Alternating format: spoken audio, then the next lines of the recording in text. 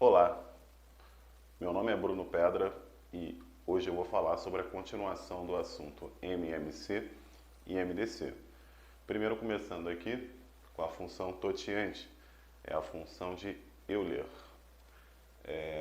Para que ela serve? Antes de mais nada, φ de n, vamos entender a definição, o que é o conceito do φ. O φ de n é a quantidade de números primos com n.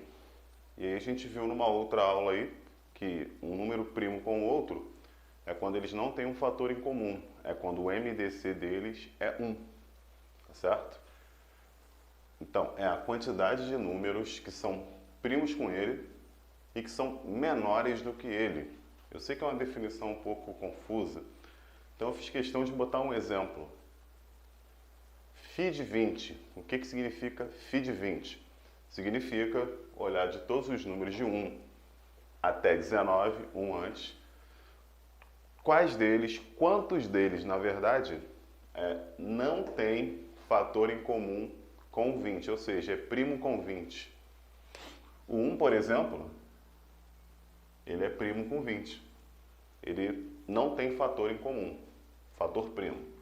O 2 tem fator em comum, então não serve pra gente. O 3 serve, por quê? 3 e 20, o MDC é 1. 4 não serve, porque 4 e 20, eles têm um fator em comum. O 2, o 4, tá certo? 5 não serve, 6 não serve, 7. O 7, ele é primo com 20, além de ser um número primo. Eu sei que nesse momento você deve estar imaginando que o número tem que ser primo. Não necessariamente. Vai aparecer algum exemplo aí que não. O MDC entre o 8 e o 20 não é 1, é 4, né? Então isso significa que esse cara não entra na lista pra gente. Agora olha para o 9. O 9 e o 20 não tem fator em comum. Mas repara que o 9 não é primo. Mas o 9 é primo com o 20, é primo relativamente, é coprimo. Tá certo? Então eu vou continuar circulando aqui os números que servem, ó. O 11, o 13, o 17 e o 19, tá certo?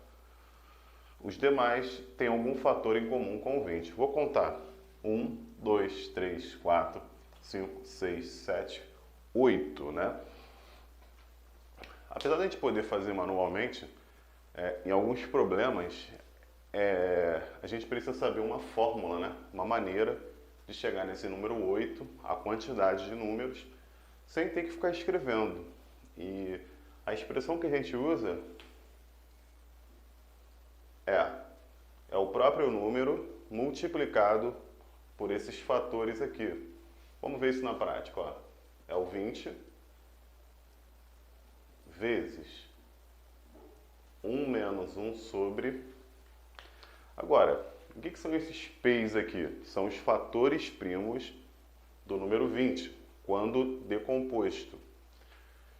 Olhando aqui para o número 20, ele divide por 2 novamente e por 5. Então ele tem fator 2 e fator 5. E é o que vai entrar aqui, ó. Fator 2. Como ele só tem 2 fatores primos, então só vão ter 2 parênteses nessa expressão. E aqui, 1 menos 1 quinto. Repara o seguinte, 1 menos meio dá meio, vezes 20 dá 10. E aqui é 4 quintos, então vai dar 8. Então repara o seguinte, que essa fórmula ela já permite a gente calcular. Então o que você precisa saber?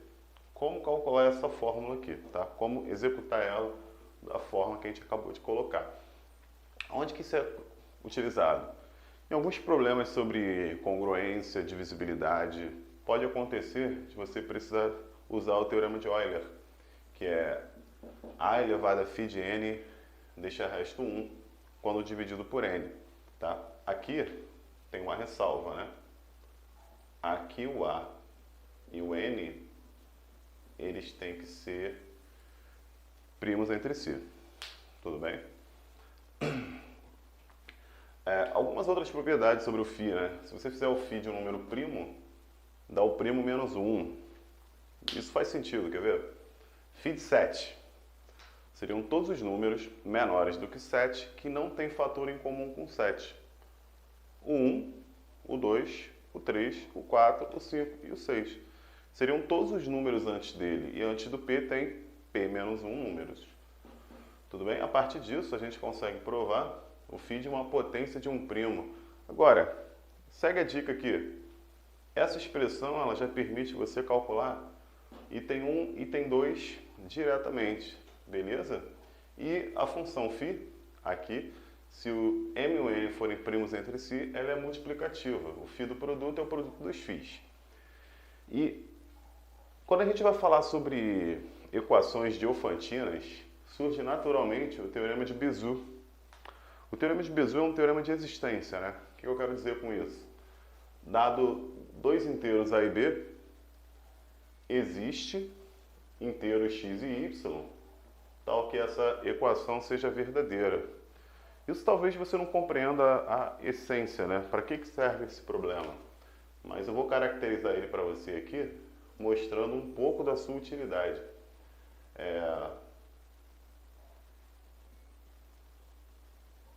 Imagine que eu tenho essa equação, ó.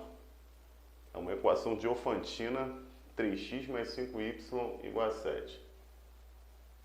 Então vou dizer que x pertence aos inteiros, y pertence aos inteiros.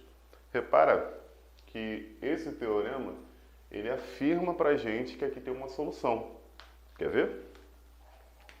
Segundo o teorema de Bézout, então, eu posso dizer que existem x e y de tal maneira que isso aqui dê o MDC entre 3 e 5.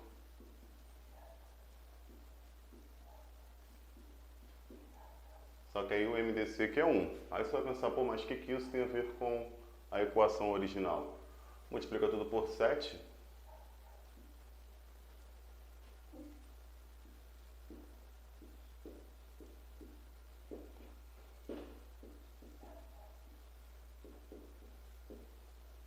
Isso faz com que 7x e 7y sejam soluções desse problema aqui, tá certo?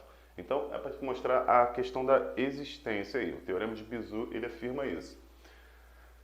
Agora, um problema que é importante, que é uma continuação da aula sobre MMC e MDC, que é, dado dois números A e B, e ele afirma para a gente o valor do MMC, e afirma o produto dos números. É muito comum esse tipo de problema, ou ele dá o produto, ou ele dá a soma, ou ele dá a diferença, ele dá alguma relação entre A e B, e uma outra relação, ou com MMC e MDC. E aqui eu já vou te passar já o néctar aí supremo, né? Que seria o seguinte, lembra da aula anterior? A gente chama o MDC de D, certo? E a partir desse momento, o A ele é divisível pelo D. Né? É possível dividir o A pelo D, gerando uma linha. E é possível dividir o B pelo D, gerando um B'. E esses dois caras, eles são primos entre si, MDC igual a 1. E o MMC, ele acaba sendo quem, então, na verdade? O fator D, porque é o menor múltiplo comum. Então, tem um D em comum, o A' e tem o B', tá certo? Através desse conceito, através desse Bézout, a gente mata esse problema facilmente. Repara, MMC igual a 360. Já tem a fórmula pronta aqui, ó. D', B', 360. Produto igual a 3.600. Mas quem é o A? O A, ele está aqui, ó. É o valor de D'. D'. O valor do B. O B, ele está associado aí ao D'. E aí essas duas equações, repara que elas estão multiplicando aqui, ó, D', D', D', B'. Se a gente dividir uma equação pela outra, fica muito interessante, as coisas cortam, né? Então, o D', D', está escrito aqui no numerador, e o D', B' embaixo. Corta o D, corto a linha, corto B', sobra o D. E esse por esse, ó, aquela cortada ali de leve, eu encontro que o valor de D é 10. Beleza. O D é 10. Só que se a gente olhar para essa equação aqui, ó,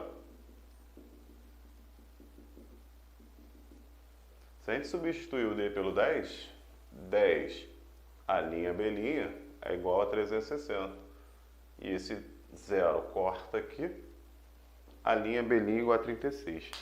Pessoal, esse tipo de problema a gente sempre resolve e sempre cai em uma coisa do tipo envolvendo somente o A' e o B', tá bom? Pega essa dica. Um fato muito importante é que A' e B' são primos entre si. A gente vai construir uma tabela de possíveis valores para o produto. Produto dando 36, 1 vezes 36, 2 vezes 18, 3 vezes 12, 4 vezes 9, 5 vezes não dá e 6 vezes 6. Você poderia até pensar que nesse momento tem outras soluções, né? 9 vezes 4, que seria o contrário dessa tabela aqui. E sim, tem essas soluções. Mas como o problema pede A mais B, é uma expressão simétrica, o valor de A mais B ele não vai influenciar, né? Ele não vai ser alterado, tá certo? Agora vamos lá. Eu sempre gosto de criar uma terceira coluna aqui, que é a do MDC. Por quê? Eu preciso que o MDC seja 1, né? A linha e B' tem que ser primos entre si. MDC 1, MDC 2. Então essa solução aqui, ela não serve. MDC 3 não serve. 1 serve. 6 não serve. Tá? Então tem duas soluções. Essa e essa. A linha B', 2,18.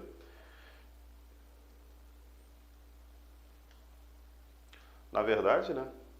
A linha B' é 1,36, né?